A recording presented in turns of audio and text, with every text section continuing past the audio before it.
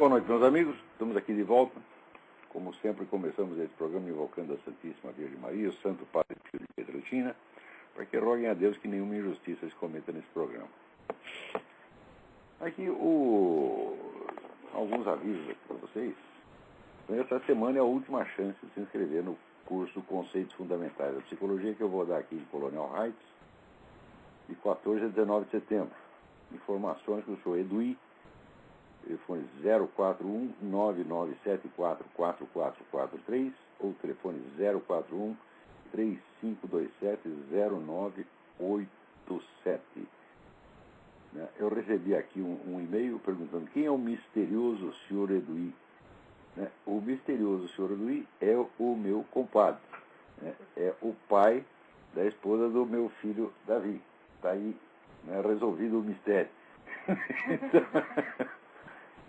também aqui lembrar que estão abertas inscrições para a turma de Fortaleza para o curso de Simbolismo e Cosmologia do meu filho Luiz Gonzaga de Carvalho Neto, Gugu. Contato com Renata, telefone 085-8652-0581 e também estou formando turmas em Belo Horizonte e em Brasília, pelo mesmo telefone do misterioso senhor Eduí. Então, aqui, o Centro Cultural Guairá de Londrina está convidando todos para uma série de exibições que eles vão fazer do meu curso História Essencial da Filosofia. Eles vão se reunir, assistir o curso e depois discutir algo a respeito. Então, o endereço é Rua dos Farrapos, número 70, Londrina, Paraná. Rua dos Farrapos, número 70, Londrina, Paraná.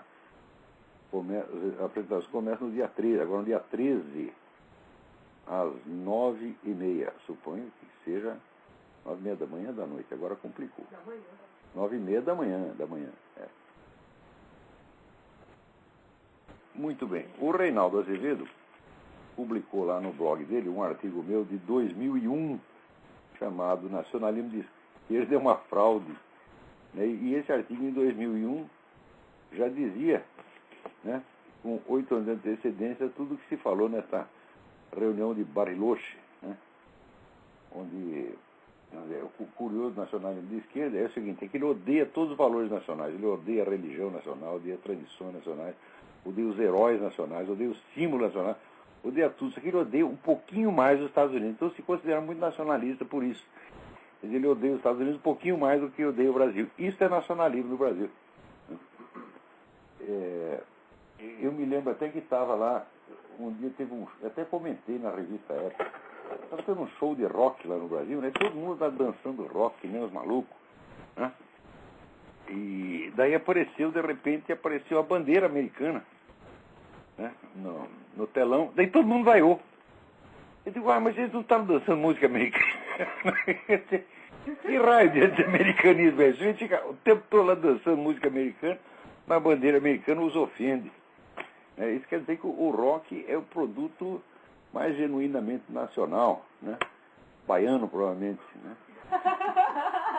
É tudo maluco, porra.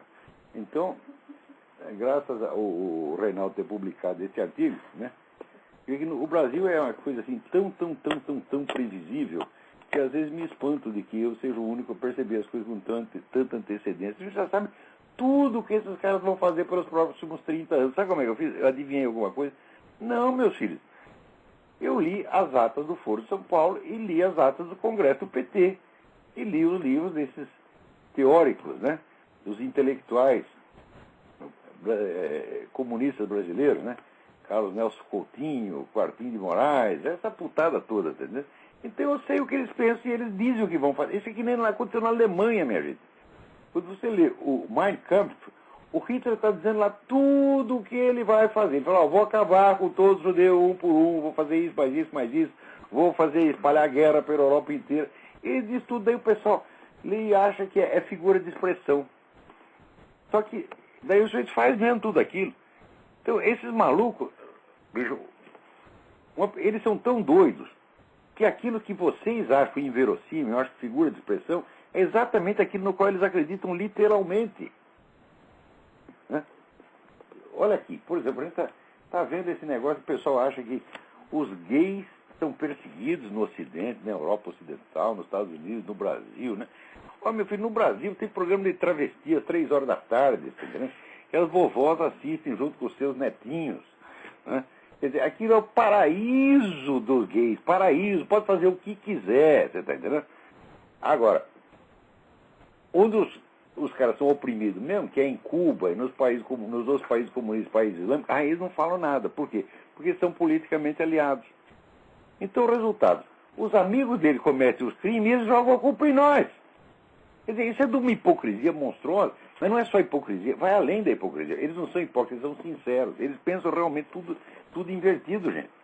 Então ele acha, por exemplo, você fazer uma piadinha de gay, é um negócio cruel, violento, né? Agora, olha aqui em Cuba o que os caras fazem, né? Eles fizeram um concurso de beleza chamado Mr. Gay Habana. A polícia invadiu, quebrou tudo, prendeu todo mundo, desceu o cacete nos caras. Daí eles espalharam, os coitados espalharam apelos a todos os organismos internacionais. Ninguém respondeu, ninguém quer nem saber. Olha como é o negócio. Quer dizer, fazer piadinha do gay não pode, mas descer o cacete nele, se tiver em Cuba, pode. Pode ir lá, dar cacetete na cabeça, chute no cu, pode fazer o que quiser com o cara. É tudo bonito, porque é tudo seu amigo. Sabe esse negócio de... Ai, caramba. Mulher que está apanhando o marido, né? E daí você vai lá tentar pacificar o negócio, daí ela começa a bater em você, dizendo o marido é meu, você não tem nada que se meter com isso. Esses caras do movimento gay fazem a mesma coisa. O Fidel é o marido deles, então pode bater neles, pô. Agora, nós não podemos assim, olhar feio. Aparece aqui 2 gordão barbudo, né? Um com um sutiã, com um caixa de banana na cabeça, né? Parecendo Carmen Miranda, eu não posso rir. Porque se eu rir, é homofobia. Né? Agora, se eu estivesse em Cuba, eu fosse o sargento de polícia de Cuba, eu podia bater no cara e mandar ele para o hospital. Agora, isso não é hipocrisia não, gente. Antigamente eu achava que era hipocrisia, depois eu entendi que eles pensam realmente assim. É tudo invertido na cabeça desses caras. Olha, mentalidade revolucionária é psicopatologia. Essas pessoas são perigosas, elas têm que ser excluídas da vida pública. Afirmo para vocês, uma pessoa como o seu Tarso Genro, por exemplo, que pensa tudo invertido, é claro que é um sociopata, é claro que é uma mentalidade criminosa, ainda que pessoalmente não vá lá cometer crime nenhum, porque não tem nem coragem para isso. Entendeu?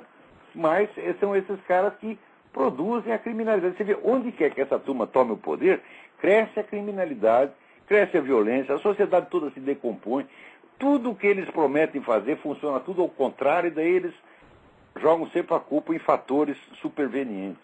Mas é curioso, esses caras não são os grandes apóstolos do controle, por exemplo, eles dizem, não, nós não queremos a anarquia do mercado, nós temos que controlar tudo.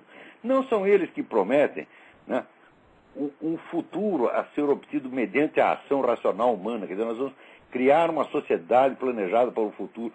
Ora, se você é capaz de dirigir o fluxo da história, meu filho, por que cada um dos seus planos sempre dá o resultado oposto e a culpa é do acaso? A culpa é da má sorte, né? Então, aqui toda aquela gente que morreu no comunismo soviético e chinês, né, que pelas contas do livro negro do comunismo era 100 milhões, mas hoje em dia já sabe que foi muito mais, e, por exemplo, eles contavam ali, na China eles contavam ali uns 60 milhões, hoje sabe que foi muito mais. Né? Parece que tinha 70 milhões faltando. Então, olha, pode botar 150 milhões por baixo. Tudo isso aí foi um desvio acidental, minha gente. Quer dizer que os homens do controle, né, os homens do futuro planejado, os homens que são contra o caos, né, aqueles que vão dominar o caos, né, tudo para eles acontece por acaso. Quer dizer, é claro, quanto mais eles têm mania de controle, né, mais eles se sentem vítimas do acaso cruel. Né? Então, é claro que esses camaradas são loucos, né? Agora chegou lá um monte de carta, aqui e no site do Reinaldo Azevedo, comentando esse artigo de 7 anos atrás. Aqui, o Roberto de Souza diz, acabei de ler seu artigo Nacionalismo de Esquerda é uma fraude, publicado no blog Reinaldo Azevedo. Realmente é como se você estivesse escrevendo hoje, mas ainda às 7 horas de reunião do Cumbre de Bariloche, da qual assisti 4 horas. Seu artigo serve de análise daquela reunião. O que se ouvia é um discurso pregando nacionalismo baseado na postura anti-americana. Quer dizer, no Brasil basta ser anti-americano para ser nacionalista. Olha, que eu saiba, nacionalismo, meu filho, é amor aos valores nacionais, à história nacional, à língua nacional, à religião nacional, às tradições. Isto é nacionalismo. Agora, esse pessoal da esquerda não gosta de nada disso. Né? Eles querem acabar com tudo isso. Sobretudo, vamos dizer, com a tradição militar, os grandes heróis, né? Duque de Caxias, né? Todo o pessoal que fez, vamos dizer, que fez a história do Brasil, a começar pelo próprio Dom João VI, que foi o fundador do Brasil. Quer dizer, o único filme que fizeram sobre Dom João VI no Brasil foi um filme gozando da cara dele. E o filme foi feito com o dinheiro do Banco do Brasil, que foi fundado por ele. Quer dizer, o Brasil cospe nos seus heróis e depois, só porque ele cospe um pouquinho mais nos americanos, acha que é patriota.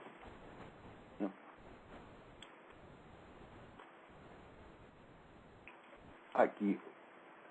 Peraí, tem alguém na linha aí. Vamos lá. Diga, quem é? Alô, professor Olavo? Eu, tudo bem? Tudo bom, é o Carlos Soares aqui de Jacareí, São Paulo. Carlos Soares, tudo bem? Ih, tudo bom, prazer muito grande falar com o senhor. Prazer é meu. Professor, é o seguinte, eu queria saber com relação à produção científica nos Estados Unidos.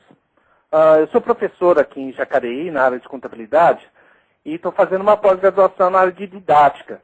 E a gente fala muito, eu ouço muitas críticas com relação ao construtivismo.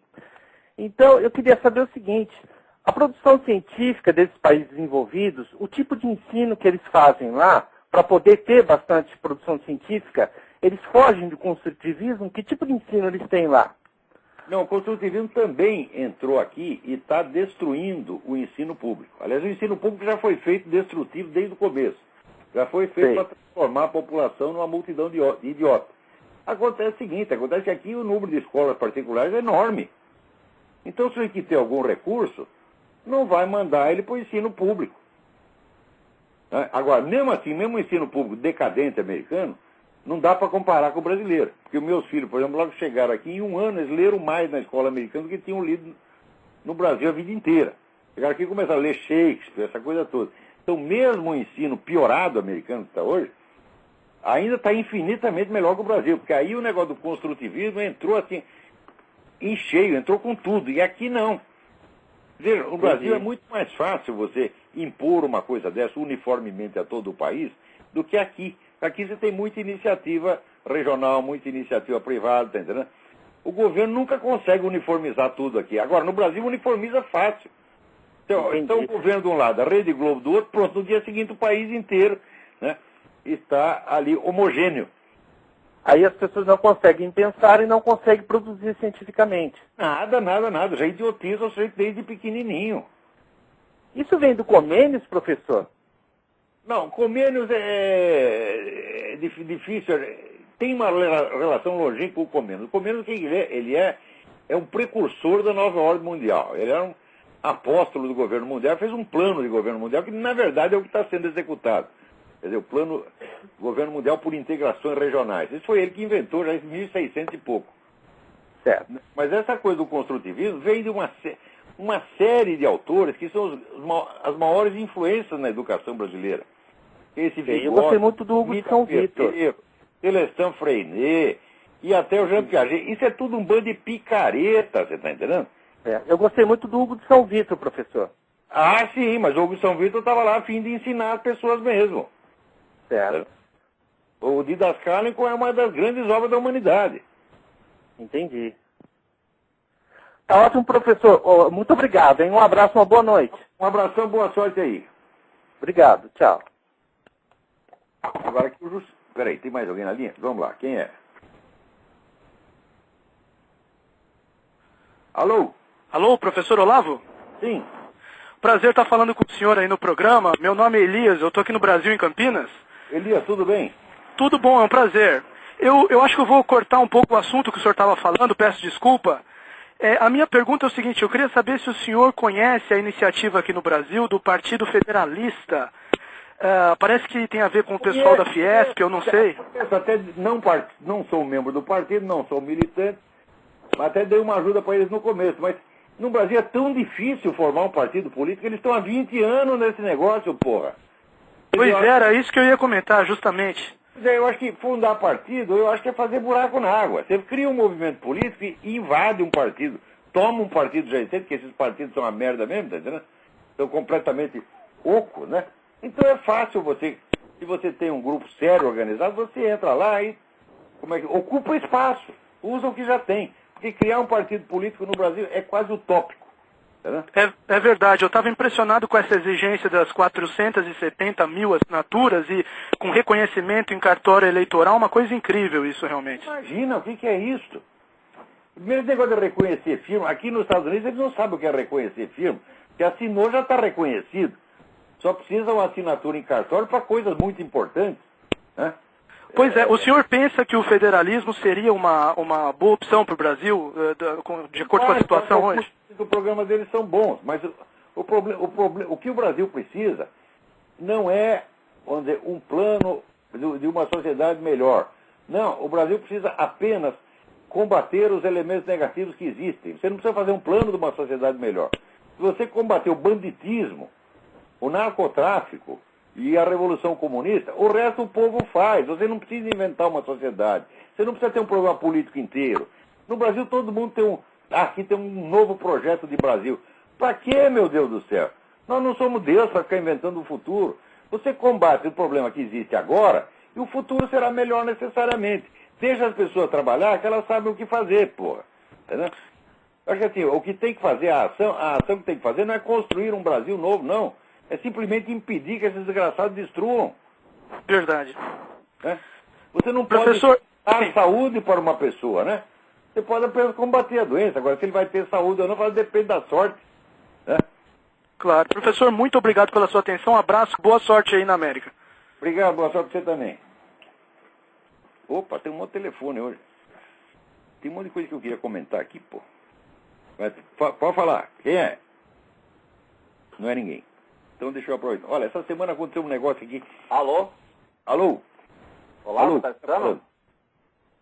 Quem está falando? Aqui é Marcelo de Tampa. Marcelo, tudo bem? Tudo bom?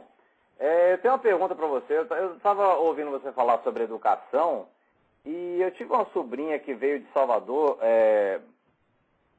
estudar aqui, fazer um intercâmbio cultural.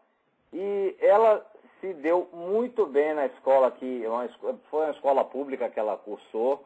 Então eu não consigo entender como aqui o estudo está tão ruim público que consegue ser pior do que o do Brasil. Aqui, aonde? Aqui nos Estados Unidos? Ela não, veio aqui pra não cá, está pior do que o Brasil. Não está, não. Está muito melhor do que o Brasil. Mas ela só tirava 10 e tipo assim, lá em Salvador ela era uma aluna mediana. Ué, então ela se deu bem aqui. Mesma coisa aconteceu com meus filhos, olha. Quer dizer, ainda tem barreira de linguagem, né? Talento pessoal dela. Isso aí não é mérito da escola brasileira, não. Ele vem um brasileiro pra cá, às vezes se sai bem. Sai bem justamente porque encontrou um ambiente um pouquinho melhor, pô. Mas você não acha que, por exemplo, sei lá, o estudo público nos Estados Unidos está extremamente degradado e... Está muito ruim. Você não tem comparação com o que era, mas mesmo assim eles não conseguiram piorar tanto quanto o Brasil.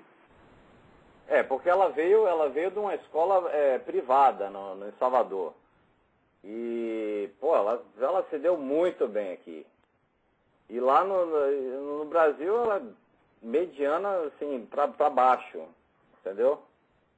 Então eu não consigo entender para onde vai o nível cultural da sociedade aqui, da sociedade em geral, média, é incomparavelmente superior ao do Brasil. Não dá para comparar. Olha, eu encontro aqui todos os meus vizinhos, né? Que é tudo caipira, tudo redneck aqui. Todos eles leem livros, todos estão informados. Ler livros no Brasil é uma coisa anormal, se ler livros. Né? É verdade. Mas você não acha que a educação privada no Brasil é melhor do que a educação pública nos Estados Unidos? De jeito nenhum, de jeito nenhum. Você não tem ideia do que é educação privada aqui. Olha, eu estou dizendo, a sociedade americana, do ponto de vista brasileiro, é inconcebível. As pessoas não conseguem imaginar. Aqui você tem escolas privadas, que os garotos aos 6 anos estão lendo e falando, discutindo em grego e latim clássico. Mas mesmo na escola pública? Não. Escola privada. Ah, privada. É isso que eu estou Privada, falando. Você não acha que a escola pública americana está em uma falência completa? Está sim. Mas mesmo assim não chegou no nível brasileiro. No Brasil chegou assim, a destruição total. A escola no Brasil é um agente da criminalidade. Isso aí está comprovado. Onde aumenta a escolaridade, aumenta o crime. A escola no Brasil é feita para produzir criminoso. Isso é uma coisa deliberada, isso não é um erro, não é incompetência, é deliberado. Isso foi feito por pessoas que nos anos 60 leram Herbert Marcuse e se convenceram de que a classe revolucionária não é constituída pelos operários, mas é constituída pelos bandidos, pelas putas, pelos marginais, e começaram então a criar a marginalidade, de propósito. Esses caras deviam ser fuzilados. Mas também não dá para esperar muito. Você tem um presidente como o Lula, um ignorante completo, como é que você pode esperar? Não, o Lula é ignorante e orgulhoso. Ele se orgulha da sua ignorância. Porque, olha, eu na infância era mais pobre do que o Lula. Ele nunca estudou porque não quis. Nunca estudou porque é vagabundo, cínico e filho da puta. Isso é que ele é, e as pessoas ainda respeitam ele. Ainda fazem filme dizendo, Lula, um brasileiro, né? Como se fosse uma vida. Mas quem faz o filme dele é outro filho da puta ignorante, né? Pois é. Então vamos em frente. Tá bom, obrigado, Olavo. Obrigado eu. Né? Então deixa eu contar um negócio aqui para vocês. Esta semana teve uma queda de braço entre o jornalista Glenn Beck e um assessor ministerial do Lula do Obama, chamado Van Jones. Né? O Glenn Beck denunciou que esse Van Jones era um cara que logo depois do 11 de setembro assinou um manifesto dizendo que era tudo culpa dos Estados Unidos e que o mundo deveria resistir contra os Estados Unidos, logo depois do 11 de setembro. O cara comunista de carteirinha, né? Então o Glenn Beck falou do cara, o sujeito logo ameaçou, dizendo, não, isso é racismo. Né? E fez uma campanha para que os anunciantes do Glenn Beck boicotassem o programa. O Glenn Beck reagiu, daí apareceu o correspondente do outro net dele em Israel, Aaron Klein, que é os caras que descobrem tudo. O cara contou a vida inteira do tal do Van Jones, e o Van Jones, se fodeu. Teve que pedir demissão essa semana, porque estava todo mundo, né, achando que pegou mal. Tá vendo? O Glenn Beck ganhou a parada. Glenn Beck e Aaron Klein estão de parabéns. Né? Agora, essa semana aparece a outro bosta, que é esse presidente da Assembleia Geral das Nações Unidas, Miguel Descoto, devia ser Miguel Descroto, e disse que Fidel Castro é o melhor discípulo de Jesus. Olha só, né? Deve ser por isso mesmo que ele mandou matar tanto padre, fechar tanta igreja, né? Agora, vejam vocês, também na mesma semana aparece esse outro bosta, que é esse bispo Crivella, né? Dizendo que, como é que ele falou? Que o livro mais comunista que tem é o Evangelho. Eu digo, olha, eu vou dizer aqui umas coisas que Vladimir Lenin, né, dizia do cristianismo. Ele diz o seguinte, todo culto a uma divindade é uma necrofilia. Qualquer ideia religiosa, qualquer ideia de Deus, qualquer flerte mesmo com a ideia de Deus, é uma sujeira inexprimível. É a mais perigosa sujeira, a forma mais vergonhosa de doença venérea. Isso é o que o chefe do comunismo dizia do cristianismo e das outras religiões. Daí mais tarde ele mesmo, o próprio Lenin, diz, não pode haver nada mais abominável do que a religião. Daí chegou a ele a notícia que alguns funcionários da Tcheca, que era a polícia estatal lá, no dia de Natal deixaram de trabalhar. Ele ordenou, quem deixar de trabalhar por causa do dia de Natal será fuzilado. Isso é que os comunistas pensam da religião. Agora vem esses vagabundos, né? Quer dizer, tentar negar a realidade, que esses caras foram os maiores perseguidores de religiosos ao longo de toda a história humana. Você precisa ser muito cínico para dizer uma coisa dessa.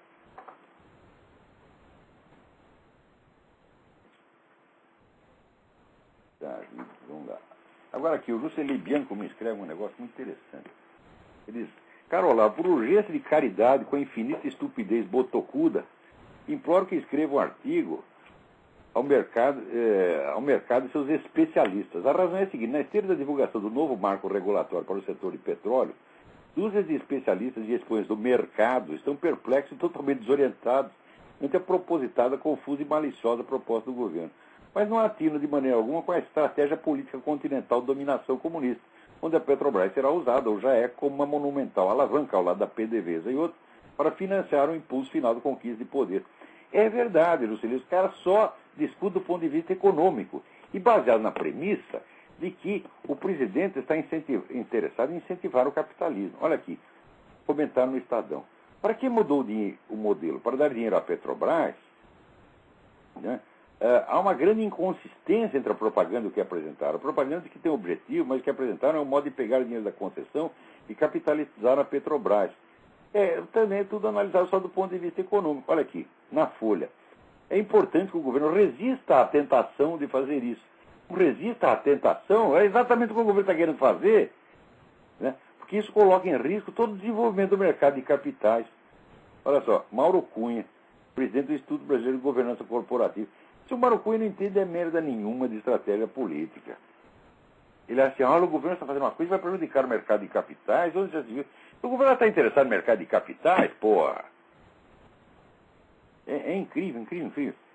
Quer dizer, esses caras, eles fizeram um compromisso, todo esse pessoal pró-capitalista fez um compromisso de jamais discutir ideologia, jamais discutir propostas gerais de sociedade.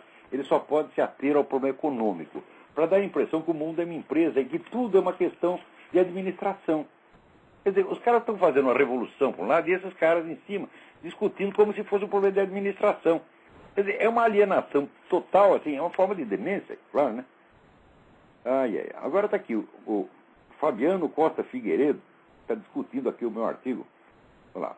E o seu artigo, o senhor simula escrever uma carta para Vossa Excelência.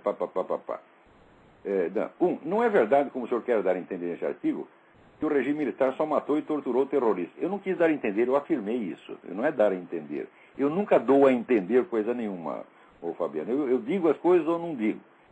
Né? Afinal, Rubens Paiva, Vladimir Herzog, Manuel Filho, Zuzuang e outros não eram terroristas. Um momento.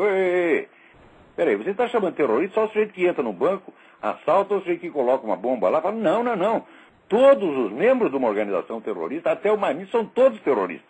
Isso é consenso internacional? Então, como é que é isso? Esse pessoal estava ligado a essas organizações, né? VPR, Aliança Nacional Libertadora, etc. Né? Além disso, há vários relatos de camponeses torturados por militares no Araguaia. Esses camponeses também não eram terroristas. Como não eram terroristas e estavam colaborando com os caras, porra? Ó, numa organização, para cada 100 membros de uma organização terrorista, um joga bomba. Isso é a coisa mais óbvia, quer dizer, que inocência é essa? 2. As ações fatais da esquerda armada, embora erradas, visavam geralmente atingir alvos militares e não civis inocentes como o senhor afirma. E opa! Aeroporto civil é alvo militar, embaixada é alvo militar. Que besteira é essa, Fabiano? Eles só atacaram um alvo militar. Que foi a porta do comando do 2º Exército. A porta. Não atacava alvo militar, primeiro porque não são machos suficientes para isso. Até ficava tocando bomba em aeroporto, bomba em porta de... A biblioteca do United States Information Service, USIS. Biblioteca do USIS é alvo militar? Ó, que brincadeira é essa, Fabiano? 3. É controverso afirmar que essas ações foram terroristas, pois visavam combater um regime ditatorial. Ou devemos considerar terroristas os resistentes poloneses que matavam oficiais nazistas durante a Segunda Guerra Mundial? Opa! O recurso à violência é lícito contra um regime totalitário que fecha todas as possibilidades de oposição pacífica. Isso jamais aconteceu na ditadura militar. Ao contrário, ela ajudava e subsidiava a oposição pacífica, inclusive comunista. A principal editora comunista, a editora Civilização Brasileira, foi financiada pelo governo o tempo todo. Eles queriam incentivar a oposição pacífica para jogá-la contra o pessoal da esquerda armada. Havia dezenas de jornais, além da oposição que se fazia nos grandes jornais, que todo dia saía coisa descendo cacete no governo, né? Você vê, o Partido Comunista, na época, dominava o PMDB, que era o partido de oposição. O Partido Comunista dominava a Bolsa de Emprego na profissão jornalística. Isso eu fui testemunha pessoal. Ninguém ali foi perseguido por aspas, ser comunista. Não, foi perseguido porque tinha alguma coisa a ver com a esquerda armada. Aliás, eu acho que isso foi um grande erro, porque o governo se absteve da luta cultural contra o comunismo, deixou os comunistas fazer o que queriam, inclusive entregou propositadamente à universidade para os comunistas essa teoria da panela de pressão do general Golbery, para não, você não pode fechar todas as válvulas de escape, então fechar as universidades, então entregou as universidades para os comunistas, e você vem dizer que não havia meios de oposição pacífica e era exatamente como o regime nazista. Tu está brincando? Você viu alguma passeata de estudante contra o regime nazista durante o governo Hitler, meu filho? Tinha passeata em Moscou contra Stalin? Tinha jornais circulando contra Hitler e Stalin? Tu está brincando? Quer dizer, total falta do senso das proporções. Olha, não adianta me escrever com educação, você é para escrever besteira. Eu não ligo para... Eu prefiro que seja mal educado e diga a verdade, do que ser educado e dizer tanta coisa falsa. Quer dizer, isso, de onde vem? Você não é esquerdista, mas você é desses caras que está convencido de que é impossível o esquerdista ser mal. Tudo que o esquerdista faz é de boa intenção. Olha, a história inteira está provando que é o contrário, que tudo que os caras fazem é de má intenção e que eles são os piores assassinos de todos. Você está entendendo? A história inteira está mostrando isso. E, no entanto, existe uma coisa, o cérebro das pessoas foi programado para pensar assim, se ele é esquerdista, jamais pode ser mal. É por boa intenção. E se é direitista, ele deve ser mal, ainda que ele não faça mal a ninguém. O Olá, por exemplo, não pode dizer que jamais matei uma mosca. Matei várias moscas e matei uma cobra outro dia. Tá certo? Sapos eu evito matar. Tá certo? Eu os jogo de volta no mato. Tá certo? Então, por exemplo, as pessoas... Tem gente aí que só falta achar que eu sou pior do que o Champinha. Porque se você é direitista, você é mau. Se você é esquerdista, você é bom. Você acredita nisso. Olha, examina bem a sua alma. Como é que você consegue distorcer tanto a coisa desse jeito? Ai, ai, ai. Daí dá exemplo. Mas o governo também fez atentado, né? O atentado do Rio Centro. Quem morreu no atentado do Rio Centro? Os dois idiotas que estavam com uma bomba no colo, porra. Quem mais eles mataram? Eles mesmos. Né? A explosão de uma bomba na OAB matou uma pessoa. Quer dizer, houve um terrorismo, sim. Nos anos finais, houve algum terrorismo direito. Eles mataram uma pessoa. Uma pessoa. Veja, quando veio o AI-5, determinando o crescimento da repressão, esses terroristas já tinham matado 86. Isso até 68. Sem que o governo fizesse praticamente nada contra eles. Daí veio o AI-5, e daí o AI-5 é um escândalo. Meu Deus do céu. Um pouco de... Olha, preste bem atenção. A civilização está acabando no Brasil, então as pessoas não têm mais noção do certo e errado, do verdadeiro e do falso. Sobretudo, elas não têm mais senso das proporções, que é uma coisa que uma criança instintivamente tem. Digo, olha, por senso das proporções, meu filho, nada, nenhum mal que tenha sobrevindo à humanidade ao longo de toda a sua história se compara com o comunismo. Assim, é só questão de você somar o número de vítimas. Eu digo, olha, a peste negra perto do comunismo foi fichinha. As duas guerras mundiais somadas mataram 1/3 do que os comunistas mataram. Agora, quem morreu na Segunda Guerra Mundial foi principalmente soldado em campo de batalha. As vítimas do comunismo não, são inocentes civis. Alô, quem está na linha aí? Alô? Sim. Professor Marcelo de Brasília, tudo bom? Marcelo, tudo bem? Tudo bom, professor. Eu me solidarizo com o seu pigarro e com o seu cigarro, então estou fumando um cigarro aqui também, o senhor não se importa. Muito bem. Pigarro não faz mal a ninguém. Tá certo. Aliás, é bom, porque você escarra e joga o colesterol fora. Fantástico. Eu vou anotar isso aí depois para mim. Você deve ler. Professor. Benefício do tabaco. Eu ouvi isso aí há uns 2 programas atrás, eu queria ler isso aí também. Os benefícios do tabaco. Deixa eu ver se eu... Tá aqui. Vou te Olha aqui, o autor chama-se Dr. William Campbell Douglas, com 2 S. The Health Benefits of Tobacco. Tá certo? Aparece aqui o Dr. Douglas com baita de um charuto. Oh, beleza. Agora ele diz para não fumar qualquer coisa não, para você evitar esse cigarro que tem muito aditivo, porque eu sei que tem cigarro que faz mal. Um dos absurdos da campanha anti-tabagista é o seguinte: você não tem 2 cigarros que têm a mesma fórmula química, os aditivos que eles põem são completamente diferentes. Então como é que você pode falar do cigarro de modo geral? Pois é, porque pensar custa caro, professor, e educar custa mais caro ainda. Exatamente. Mas, eu vou fumar até o último dia da minha vida, tá certo? Uns minutos antes de morrer, fala, me dá o último aí. eu vou fumar também. Mas, professor, eu queria falar com o senhor. Morreu minha tia Paula com 91 anos fumando até a véspera. O médico foi lá, pois causa morte, tabagismo. O cigarro matou a velha aos 91 anos, porra. É verdade, professor, é verdade. Mas professor, deixa eu lhe perguntar aqui.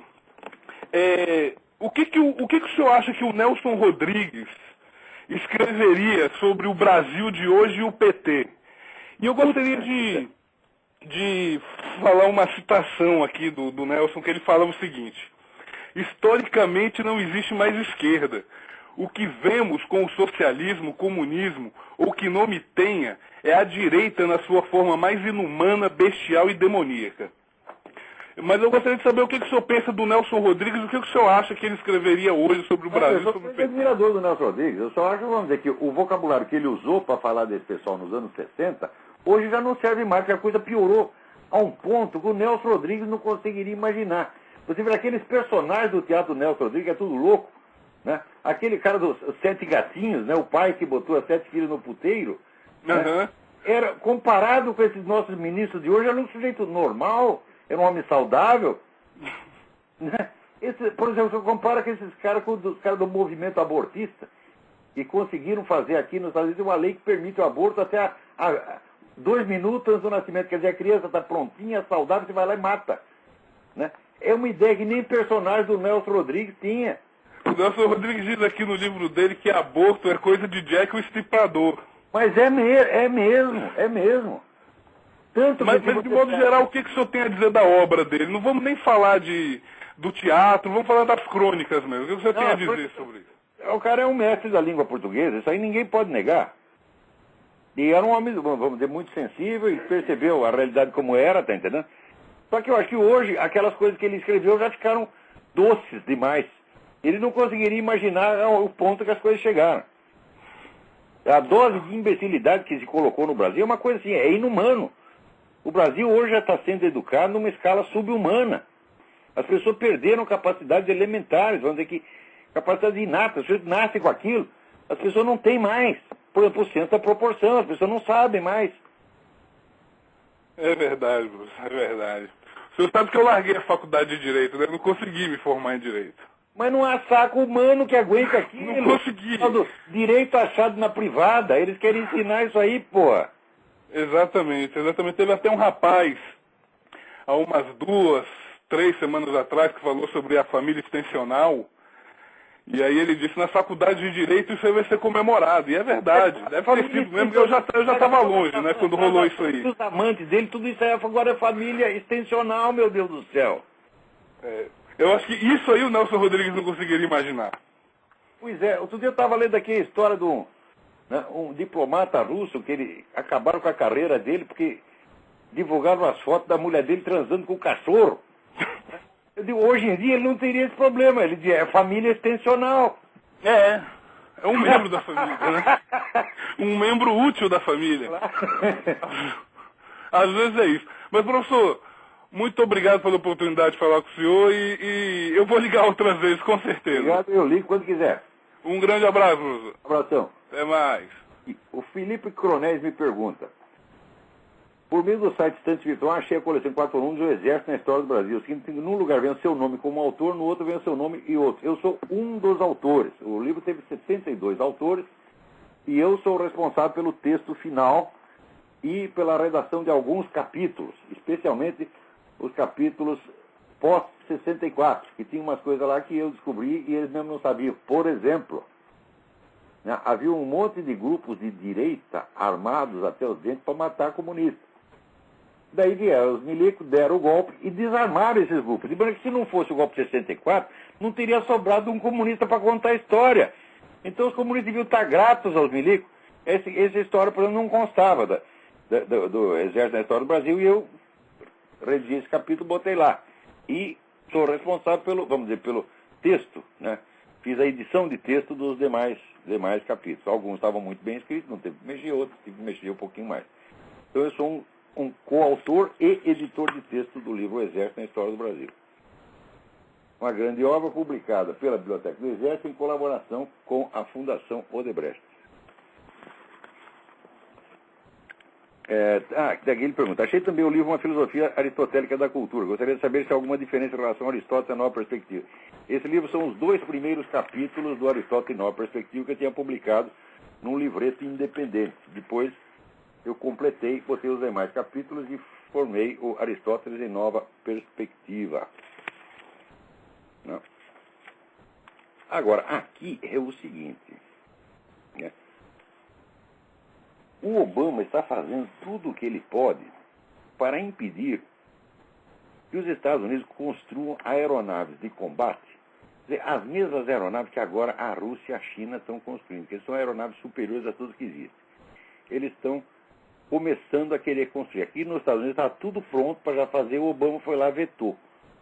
Quer dizer, ele quer que a Rússia e a China passem à frente dos Estados Unidos em matéria de equipamento militar. É a coisa mais óbvia do mundo, porra. Ele tirou um monte de dinheiro das Forças Armadas, tirou uma verba enorme das Forças Armadas para dar para vagabundo, para dar para Econ, para dar para os cabos eleitorais deles, entendeu? Então, os milicos estão loucos da vida com ele. Falam, mas não é para estar? Não é para estar? Só que aqui, o seguinte, americano não é brasileiro, não, porque no Brasil estão esculhambando com as Forças Armadas, vai fazer 20 anos, não foi nem o PT que começou, não. Foi o FHC. O FHC começou a desmantelar as Forças Armadas. Daí os milicos idiotas, o que fizeram? Votar no Lula. Eu vi uma reunião lá no Clube da Aeronáutica, 700 oficiais entusiasmadíssimos com o Lula. Hoje estão todos loucos da vida, é claro. Mas, veja, o FHC foi rumo para as Forças Armadas, isso é motivo para você se iludir com o Lula? Ah, meu Deus do céu. Puta, é a mania de... eu não sou ideológico, eu sou supra-ideológico. É supra-ideológico, você vai tomar no seu cu supra-ideológico, tá entendendo? É sempre o cu que paga, é sempre. Agora, tem umas pessoas que não aprendem com a experiência. Toma, e continua fazendo coisa. Não aprende nem por via anal. Né? Agora, aqui, 50 astros de Hollywood se juntaram, né, e fizeram um filminho, porque aqui tem o Pledge of Allegiance, né, quer dizer, você jura fidelidade aos Estados Unidos, né, à República e à sua bandeira, né? Então os caras estão fazendo uma campanha para acabar com o Pledge of Allegiance. Né? Você é uma patriotada, direitista, reacionária, tem que acabar com isso. E eles lançaram o Pledge of Allegiance to Obama. Você não jura uma fidelidade ao país, à nação e à bandeira. Você jura ao seu Barack Hussein Obama. Tá lá no YouTube. Vejam isso. Põe lá, I pledge allegiance to Obama. No YouTube vocês vão ver que coisa mais insana, desavergonhada. Tem um sujeito que fala, I pledge allegiance to Obama, beijando os músculos do braço, né? É uma viadagem atroz, né? Meu Deus do céu. Também essa semana apareceu um sujeito que diz que tem um certificado queniano de nascimento do Obama.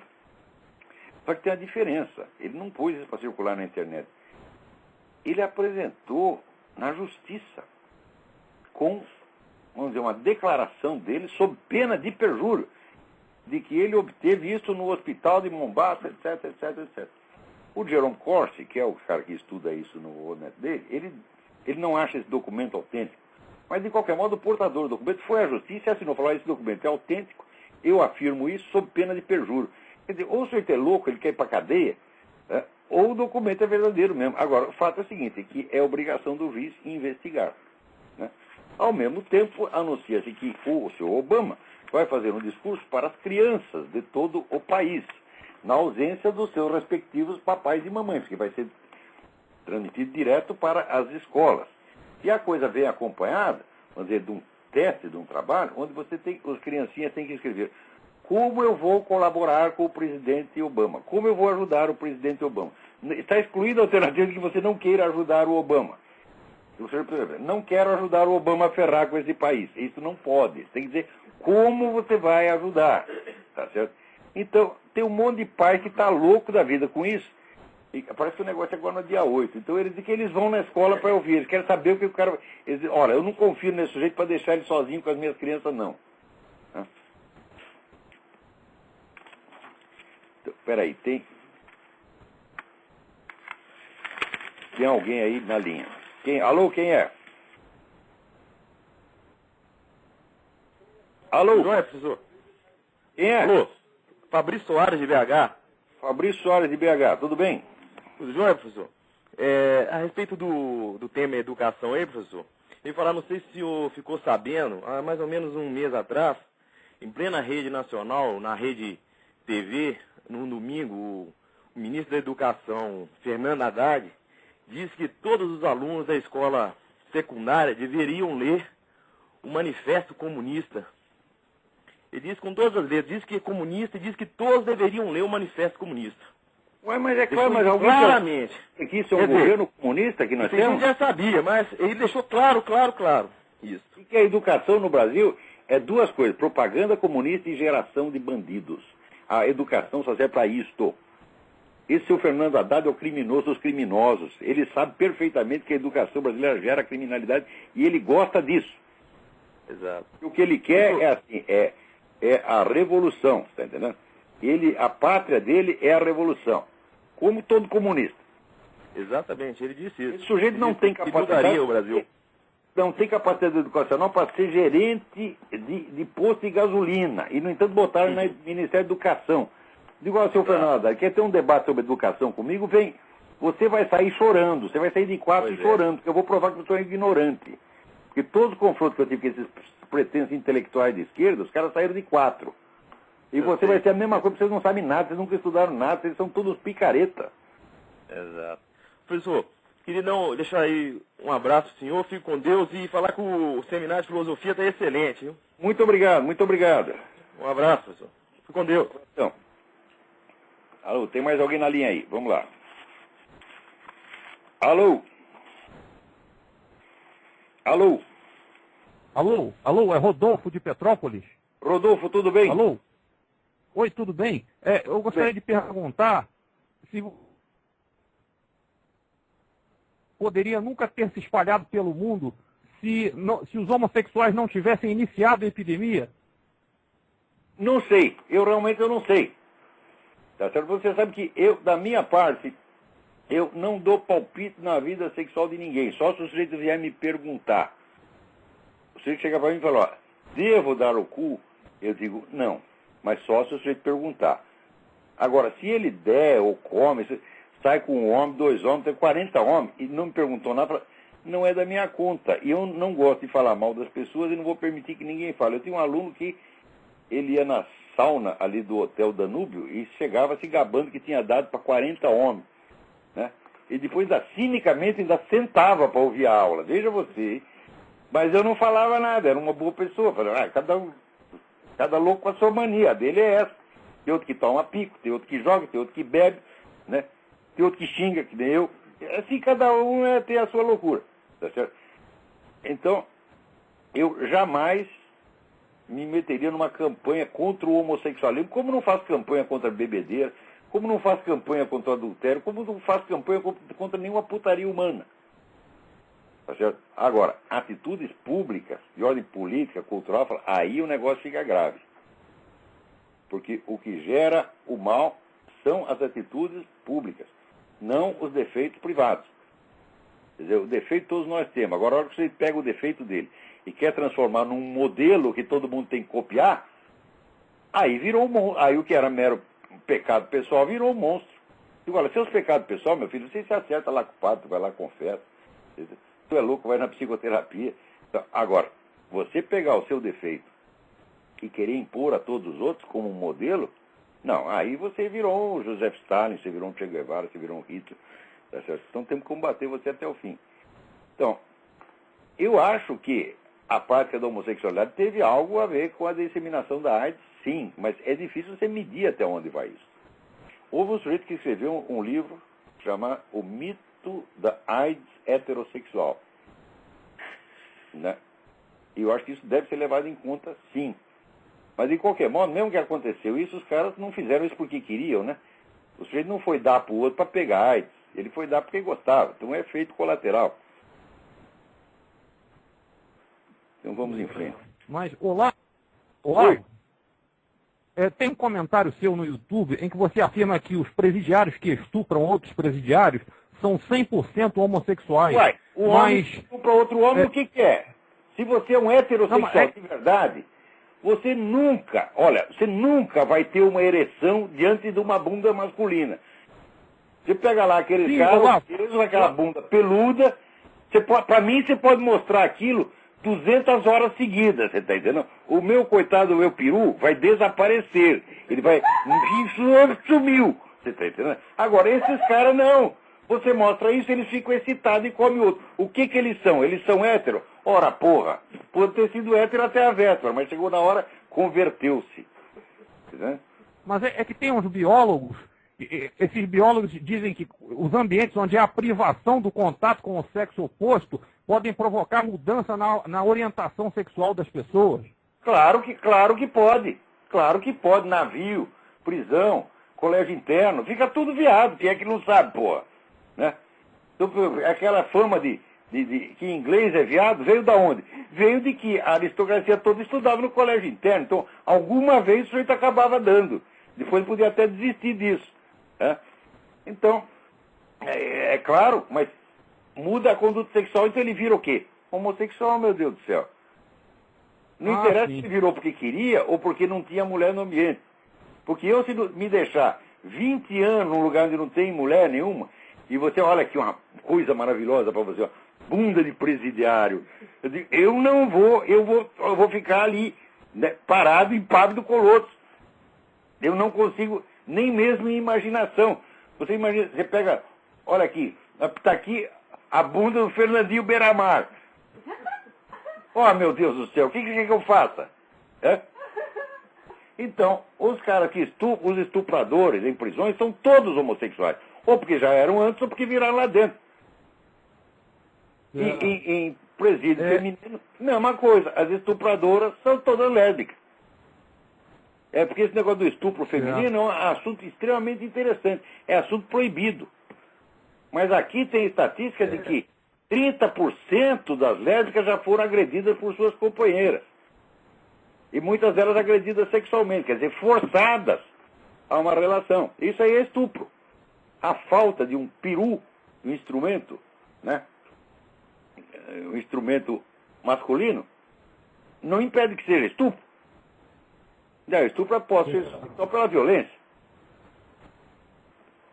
Agora no Brasil lindo, agora tá lá. Se tá lá o velhinho italiano dá um beijinho na filha, né? Pronto, vai pra cadeia, porque é pedofilia. Olha, eu cheguei aqui até estranho, porque aqui o pessoal tudo, né, beija as criancinhas na boca. Todo mundo faz isso, é normal, assim, é tradicional aqui. Né? Na Rússia é pior, porque o homem adulto beija o homem adulto na boca, sem viadagem. Né? Tá certo? Então a gente estranha essas coisas, mas é o costume deles, o que a gente vai fazer? Não tem nada de mal naquilo. Olavo, outra coisa, você tem um comentário seu aí que você diz que o Olívio Dutra participava de torneios de onanismo na... ele confessou isso numa revista. Ele confessou isso numa entrevista que ele deu no Rio Grande do Sul. Daí o PT mandou comprar todos os números da revista, mas sobrou um exemplar na mão do jornalista gaúcho, que daí passou para mim a cópia. Então, ele é campeão de punheta. Né? E o cara, assim, punheta da juventude, quem não tocou? Falou, eu era punheteiro mor, aos 14, 15 anos. Mas eu não vou sair me orgulhando disso. Eu conto isso, assim, não estou morrendo de vergonha, mas também não vou me orgulhar de uma porcaria dessa. Uma banalidade, que não se orgulhar de fazer cocô. Você está entendendo? Não tem nada que se orgulhar disso aí, né? Agora, ele, já homem feito, e governador, dá uma entrevista e se gaba. Eu era o campeão, eu era o gostosão. Quer ver? Não, não quero não, governador. Não, excelência, não faça isso, por favor, por favor. Mas é que tem um pessoal no comentário sobre esse seu comentário, dizendo que é uma conspiração porque não seria possível medir esse tipo um tipo de vencedor de uma coisa dessa. Mas ele acha que foi o vencedor, aí ele mediu, foi ele que mediu, não eu. Eu não estava lá, você acha que eu vou ficar lá vendo o Olívio Dutra tocar punheta? Se ele está tocando punheta aqui, você pode ter certeza que eu já estou correndo a 2.000 metros de distância. Isso aí é um apocalipse. Se eu visse uma coisa dessa, meu filho, eu ia broxar por 30 anos à frente, eu não conseguiria ter os 8 filhos que tive. Entendeu? Porque tem coisa que cria repugnância, né? Por exemplo, aquele seu Luiz Mott, né, falando conferência sobre erotismo e né, acariciando ali a bunda de um bebezinho, de uma estátua de um bebê, aquilo é traumático. Você vê aquilo, você brocha por 3 meses à frente. Agora, o Olívio Dutra tocando punheta, pior ainda. Né? Aí aquele negócio é o verso do Garcia Lorca. No, eu não quero verlo.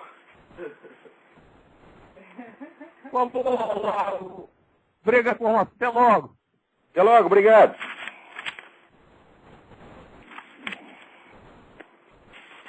Aí agora eu não sei como é que foi essa passeata contra o Chaves, né? Teve no mundo inteiro, passeata do Chaves, ninguém...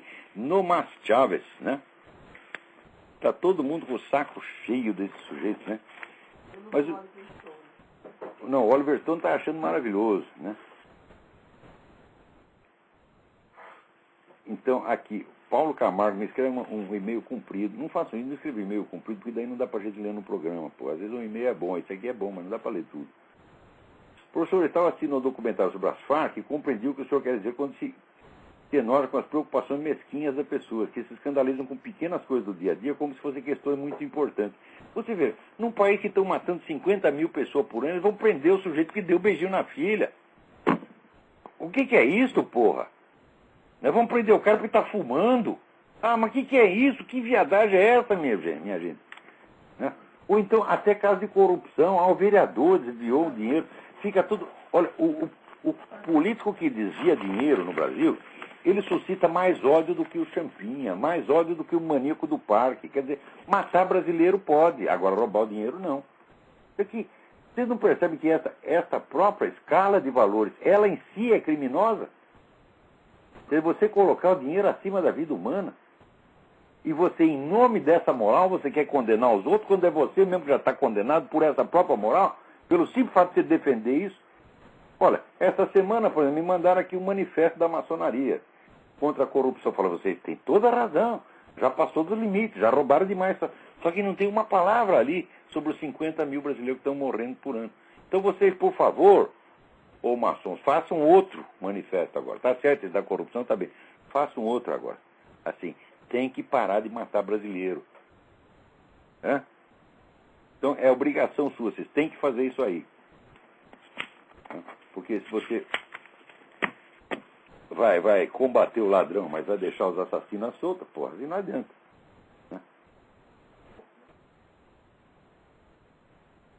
Então, aqui, ó, Paulo Camargo, infelizmente não posso ler a coisa inteira. Nosso tempo aqui já está acabando, né?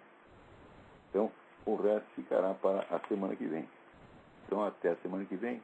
Muito obrigado.